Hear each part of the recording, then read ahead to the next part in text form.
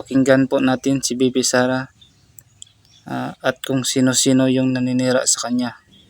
Tara, let's go. Putang ina ninyo! Sino ang korap? Yung mga congressman na yan na nag-hearing, anong sinasabi nila? Pagkatapos, pag na-off na ang mic, pag wala ng media, pasensya na kayo ha. Kailangan kasi namin ng pera. Mag-eleksyon na kasi.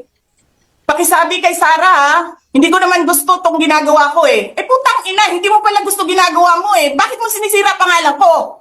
Joel Chua. Ganyan. Ganyan ang bansa.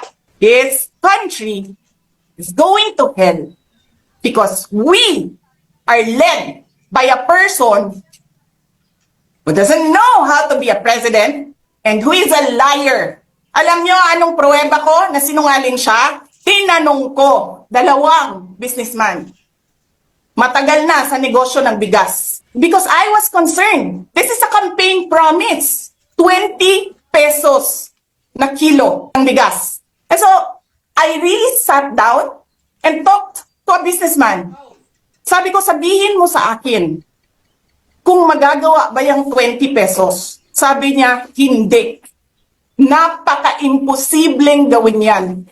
Because more than 20 pesos ang cost.